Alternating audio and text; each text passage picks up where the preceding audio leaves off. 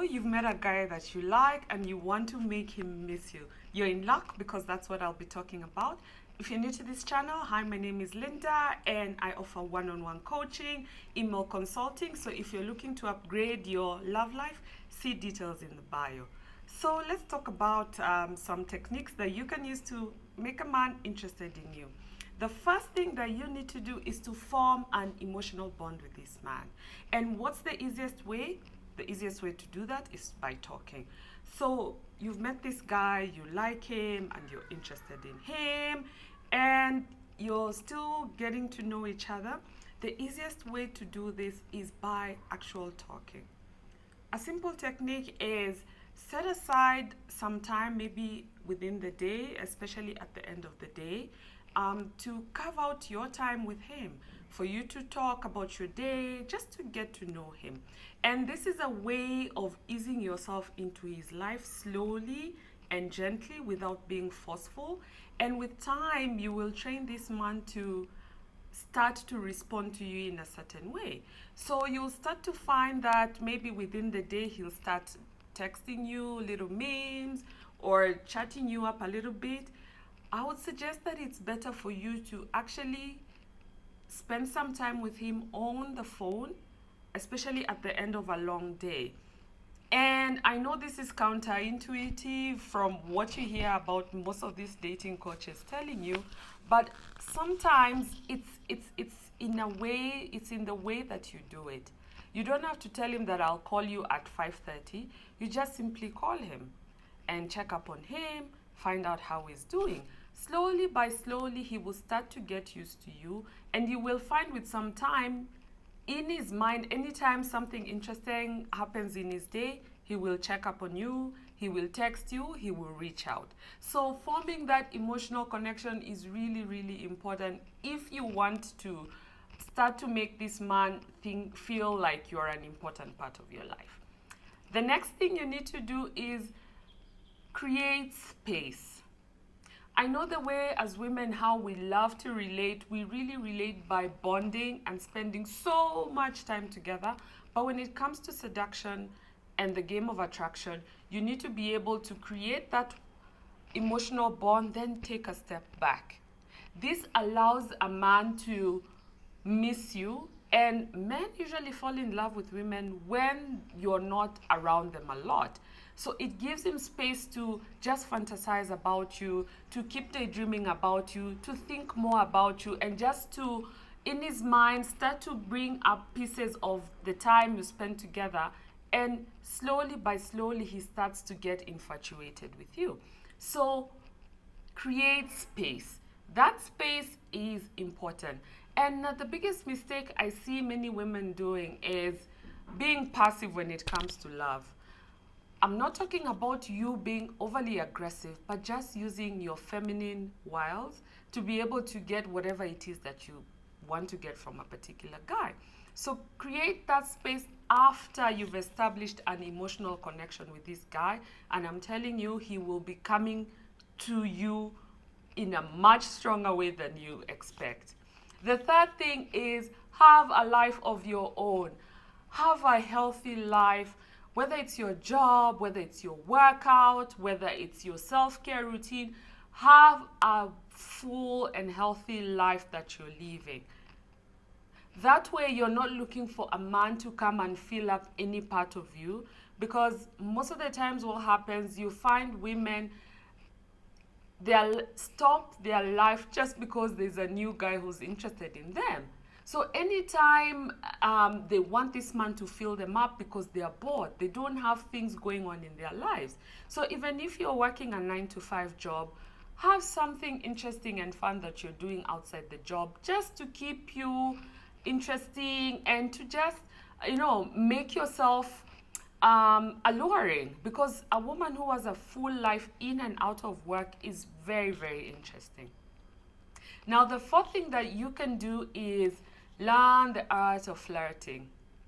Yes, it's nice to form an emotional bond with this guy by talking. That's charm. He'll be drawn to you. But the big mistake around relying on charm alone and being nice is that he can easily put you in the friend zone. And that's not something you want, because once he puts you in the friend zone, it's going to take a lot more work to convert him from seeing you as just like a little sister to seeing him as an attractive woman that he finds alluring. So you need to be able to flirt with him. And what is flirting? Flirting is not so complicated. Simple things like calling him handsome, complimenting him, telling him he looks amazing.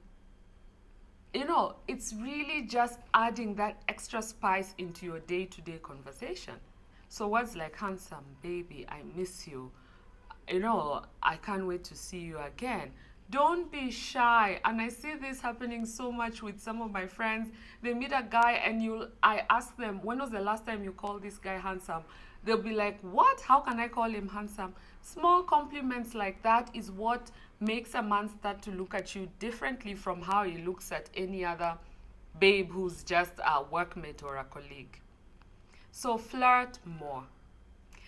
The fifth thing that you can do, the time that you spend together, let it be warm and beautiful and fun and exciting.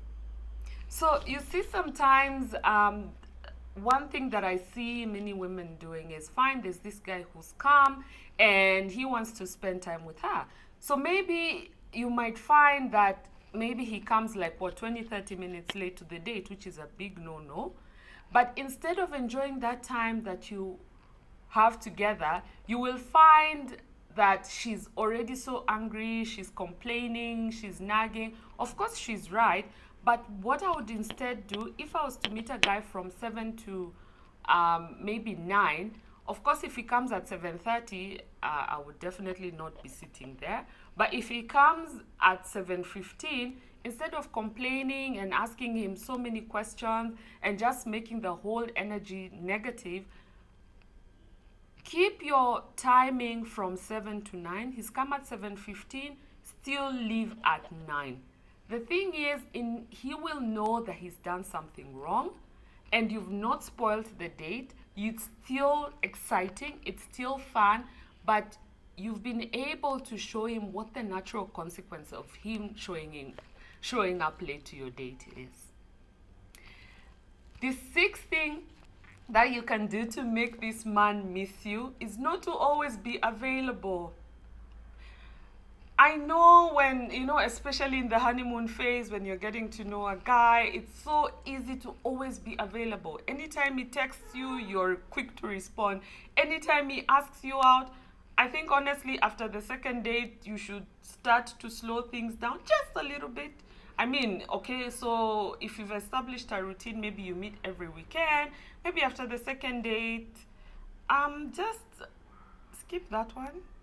I know it's really tempting because that's when you're beginning to form a bond, but don't be too available. Don't be too available to pick up his calls, to, send text messages. And I know it's really interesting. I mean, it's really not an easy thing to pull back right when you're beginning to form a connection with a guy. But remember, this is a game. Dating is a game. And it's a game where a man is trying to size up your value depending on how you respond to him. And also you as a woman, you should be sizing up this man's value. Think about the last guy who, when you maybe you met him and you liked him, but then he just kept calling and calling and calling and calling. What did that ring in your mind? This guy, I'm sure in your eyes, his value dropped and you started to think of him like he's desperate or he's not talking to other women, because psychologically that's how people are. People you will find people are drawn to that thing that's not easy to attain. So if it's a guy, if he's too available to you, you start to wonder what's wrong with this guy. And that's the same energy. If you're too available, this guy will start to lose, like the initial appeal that he had for you, because what will you be? You'll become too easy. Now, the seventh thing and final thing that I would suggest for you to do is to make a man miss you. Have a healthy dose of self-esteem. Remember, the dating game is a game of uncovering. It's a game of, just gathering data about you. Now, if you're not a healthy woman, I'm telling you, you'll be triggered throughout this phase. This guy will probably make a comment that will set you off, and it will just be, it will just spoil everything.